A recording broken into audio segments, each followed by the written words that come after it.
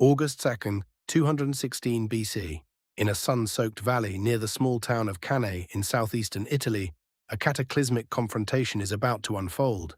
Two great powers are poised to clash: Rome, a burgeoning empire nearing its zenith, and Carthage, a rival that had become an embodiment of resistance and cunning. As the first rays of dawn break over the horizon, the air is heavy with anticipation. The Romans, led by consuls Lucius Aemilius Paulus and Gaius Terentius Varro, stand in formation, a colossal assembly of roughly 86,000 men, the largest army Rome had ever mustered.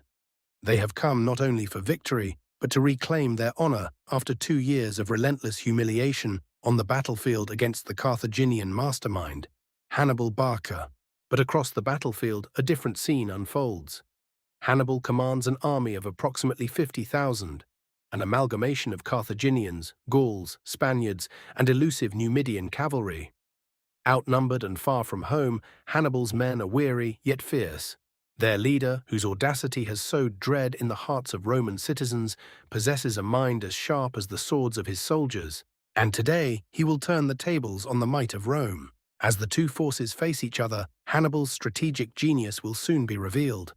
The Roman legions, confident in their numerical superiority, advance as one. Hannibal smiles. The stage is set for one of the most brilliant military maneuvers in history. He has chosen the ground and concealed his plans under the guise of weakness. In the center of his line, he positions his weakest infantry, Gauls and Spaniards, forming a shallow crescent facing the advancing Romans. They are bait, deliberately designed to invite the Romans in. As the day progresses and the Romans push forward, it seems the tides are turning in their favor. The center begins to bend under the pressure, and cheers erupt from the Roman ranks. They believe they are on the verge of a decisive breakthrough, unaware that they are walking directly into Hannibal's carefully laid trap.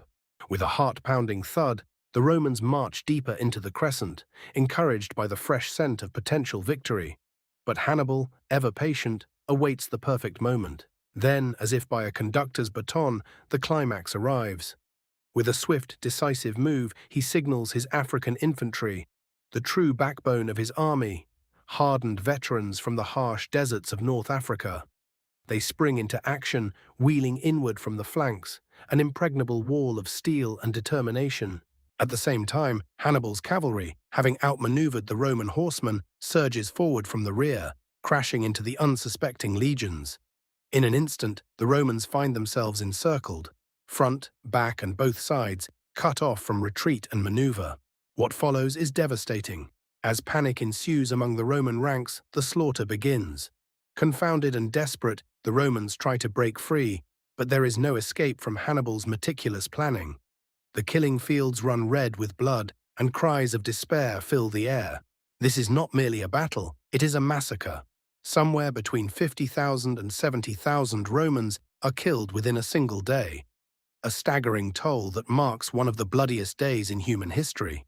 Among the dead lies Lucius Aemilius Paulus, a once proud consul, whose ambition led him to the jaws of defeat, along with a staggering portion of Rome's senatorial class. As the dust settles over Cannae, the echoes of defeat will ring throughout Rome. The streets that once bustled with hope are now cloaked in despair. The Roman Senate, filled with astonishment and dread, grapples with the shocking loss and the dire implications it portends for the empire. But who was Hannibal Barca? This Carthaginian strategist, often caricatured in Roman propaganda, stands as a titan of military innovation. Renowned for his audacity, he infused the battlefield with unexpected tactics that resonate even today. Cannae would become a symbol, a textbook example of double envelopment studied by military strategists for centuries, influencing commanders in conflicts as diverse as the Napoleonic Wars and as contemporary as the Gulf War. And yet, despite his monumental victory at Cannae, Hannibal's campaign did not culminate in the anticipated march on Rome.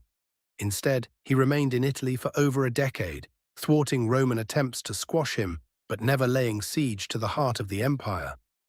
This paradox of military success without strategic conclusion becomes a tale of its own. Why, despite the annihilation of perhaps the most formidable army of the time, did Hannibal not bring Rome to its knees? His story is not just one of victory, but also of limitation. A reminder that triumphs on the battlefield do not always translate into conclusive victory. To this day, historians ponder the lost opportunities of Hannibal, a genius constrained by the inability to fully capitalize on his success. Cannae caused an awakening in Rome, a shift in military doctrine that would lay the foundation for reforms.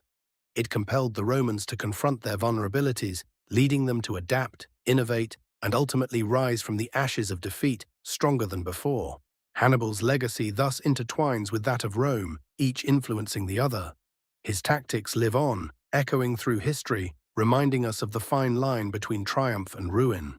Today, as we reflect on this pivotal moment, we understand that history is not merely a record of events, but a living narrative that shapes our world.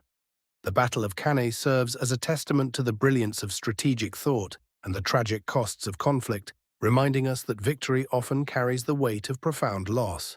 As we close the pages on this chapter from antiquity, let us carry forward the lessons learned from Cannae, the importance of foresight, the potency of strategy, and the ever-relevant need for adaptability in the face of overwhelming odds.